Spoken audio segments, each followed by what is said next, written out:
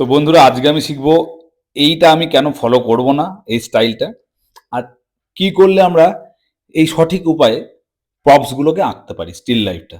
আশা করি ভিডিওটা কাজে লাগবে। আমি কথা দিচ্ছি তোমাদের, এই ভিডিওটা তোমাদের সমস্ত রকম ওয়াটার কালারের প্রবলেমগুলো সলভ করবে, এবং এই উদ্দেশ্য নিয়ে আমি সবসময় ভিডিওগুলোকে বানাই। এডিটিং কম করে ভিডিও দেওয়ার চেষ্টা করছি, যাতে করে তোমরা শিখতে পারো, তোমরা ওয়াটার কালারটা বুঝতে পারো। নাহলে আমিও চাইলে 40 মিনিটের ভিডিওটাকে 10 মিনিটে নিয়ে আসবো ফাস্ট ফরওয়ার্ড করে, কিন্তু সেটা সঠিক উপায় নয় শেখবার। যেহেতু একটা চ্যানেল বানিয়েছি, মানুষ সেখানে শিখতে এসছে, সেখানে বেশি এডিটিং না করে আমার মনে হয় যদি ভিডিও দেওয়া যায় তাহলে তোমরা ভালো শিখতে পারবে। কোনো কিছুতে কনফিউজ হলে অবশ্যই আমায় বলবে যে দাদা এখানে বুঝতে পারলাম না, স্যার এটা পাচ্ছি না, আমি নিশ্চয়ই তার উপর নতুন ভিডিও বানাবো। তোমরা সাপোর্ট করো পেজটাকে। আমি বলছি তোমাদের একটা ভালো অনলাইন ফাইন আর্টসের ইনস্টিটিউট বলতে পারো, এটা আমার চ্যানেলটাই হতে চলেছে। সঙ্গে থাকো, ভিডিওটা পুরো দেখো। মাঝে মাঝে আমি কথা বলবো, কারণ এটা একটা অ্যালগোরিদমের মধ্যে পড়ে, আমার মুখ দেখাতে হবে আমাকে। তো প্লিজ কোনো কিছু এডিট করো না, স্কিপ করো না, কেউ কেটে দেখো না, পুরোটা দেখো। তোমাদের ভালো, আমার শেখানোর ইন্টারেস্টটাও লাগবে। Thank you so much. দেখতে থাকো ভিডিওটা। প্রথম আমি মনে রেখো, স্টিল লাইফ করবার সময় সমস্তটা ভিজিয়ে নেওয়াটা একটা সঠিক নিয়ম নয় শুরুর দিকে। তো এখানে তোমরা দেখতে, ম্যাক্সিমাম সময় আমরা দেখতে পাই কি, অনেকেই পুরোটা কালার করে ফেলে, হোয়াইট স্পটগুলোকে ছাড়ে না, এবং তার ফলে কি হয়, হ্যান্ডমেড পেপারের উপর যখন কাজ করা শুরু হয় তখন পুরোটা একটা ধেয়ে বেড়ে যায়, একটা অপরের সঙ্গে কালার মিশে যায়, এবং আমাদের হ্যান্ডেল করতে খুব প্রবলেম হয়। তো সেই ক্ষেত্রে সবসময় মনে রাখবে যে এই নিয়মটা কিন্তু শুরুর দিকে খুব বিরক্তিকর একটা বিষয় ক্রিয়েট করে, আমাদের সব কিছু ঘেঁটে যায় এবং কাজটা সঠিক হয় না। এবং অনেকে দেখেছি পুরোপুরিভাবে না শুকানোর পরে হয়তো ওয়েট আর ওয়েট টেকনিক ফলো করতে যায়, যেটা শুরুর দিকে একদমই সঠিক নয়, এবং আমাদের কাজটা নষ্ট হয়ে যায়, মন খারাপ হয়ে যায়, কাজ করার প্রতি ইচ্ছাটা চলে যায়। যেমন ধরো এই পটটা বানাচ্ছি, মাটির একটা ক্লে পট, সেখানে আমরা একটা রং দিয়েছিলাম, তারপর শুকানোর আগেই আমরা তার ভেতরে ডিপ অ্যান্ড লাইটটা করতে গিয়েছি, এবং আমরা দেখতে পাচ্ছি যে একটা কালারের সঙ্গে একটা কালার মিশে যাচ্ছে, এবং যতবারই আমরা রং দেবো না কেন ততবারই আমরা দেখবো কালারগুলো একে অপরের সঙ্গে মিশে যাচ্ছে। দেখতে পাচ্ছ কালারগুলো মিশে যাচ্ছে, এবং তার ফলে পটটার যে অরিজিনাল শেপ সেটা কিন্তু আসছে না। অনেকে হয়তো এই জায়গাটা কেটে বেরিয়ে যাবে এবং এই প্রবলেমটাই বারবার করবে। তাই জন্য আমি বলবো পুরো ভিডিওটা ভালো করে দেখো।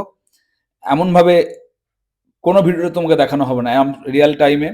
তাই প্রপস বানানোর সময়, স্টিল লাইফ বানানোর সময় সবার আগে যেটা কাজ হচ্ছে, একটা পাতলা টোন, একদম লাইট একটা টোন, যে কালারের মেন অবজেক্টটা, যদি হলুদ হয় হলুদের পাতলা টোন, লাল হলে লালের একটা পাতলা টোন তোমাদের ইউজ করতে হবে, এবং সঠিকভাবে হাইলাইট, কোথায় লাইট থাকবে কোথায় শ্যাডো থাকবে সেই জায়গাটা প্রথম থেকেই মাথার মধ্যে তোমাদের রাখতে হবে।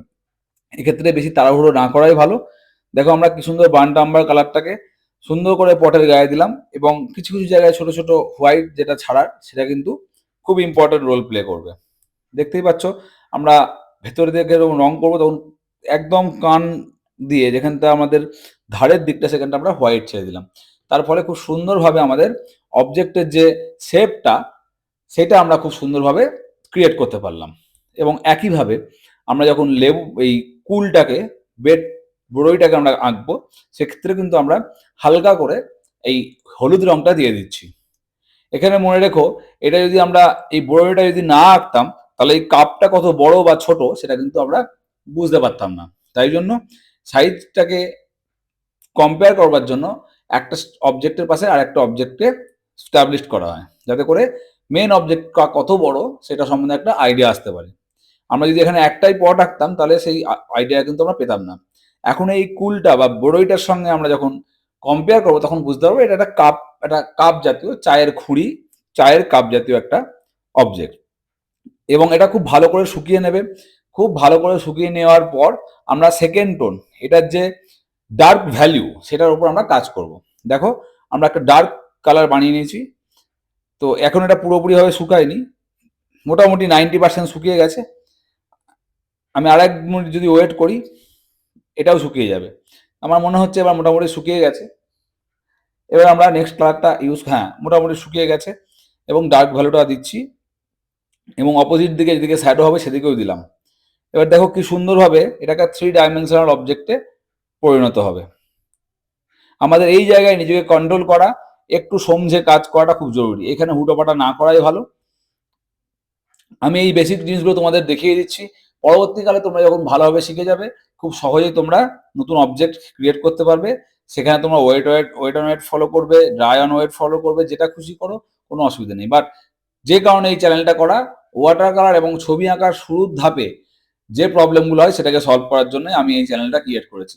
এই ধরনের অবজেক্ট প্রতিদিনই আমি বানাতে থাকবো, ল্যান্ডস্কেপ বানাতে থাকবো, তোমরা দেখবে এবং শিখবে। একটা কথা বারবার সবাইকে রিকোয়েস্ট করবো, দেখতে না হয় দেখো না, ভিডিও কেটে কেটে দেখো না। তোমরা দেখো না, আমার কোনো প্রবলেম নেই, হয়তো দেরি হবে চ্যানেলকে দাঁড় করাতে, কিন্তু কেটে কেটে দেখো না, তাতে করে আমার মনটাও খারাপ হয়ে যায় যে আমি এত পরিশ্রম করে ভিডিও বানাচ্ছি, তোমরা পুরোটা দেখছো না। দেখো কি সুন্দর কাপটার একটা সুন্দর একটা শেপ চলে এলো, 3D ভলিউমটাও চলে এলো, লাইট অ্যান্ড শ্যাডোটাও ডার্কটাও চলে এলো।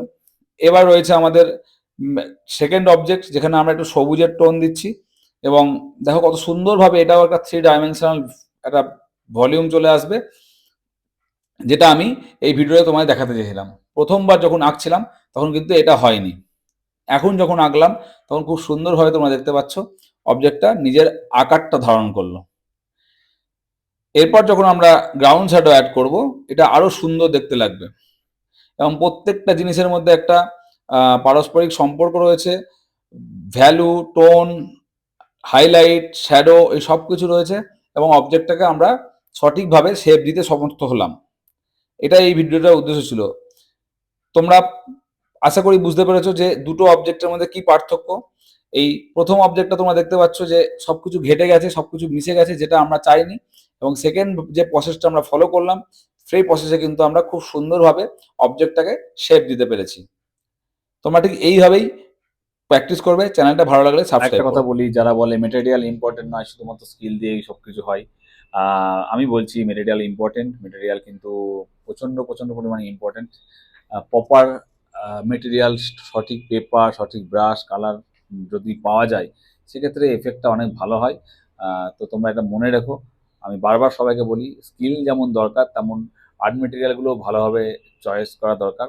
আমি এখানে যে চ্যানেলটা বানিয়েছি সেটা একটা বেসিক ওয়াটার কালারের চ্যানেল। এটা প্রফেশনালভাবে নেওয়ার কোনো কারণ নেই, কারণ আমি মনে করি প্রফেশনাল স্টেজে গিয়ে আর নিজের আর সেরকমভাবে ইউটিউব দেখে শেখার প্রয়োজন পড়ে না।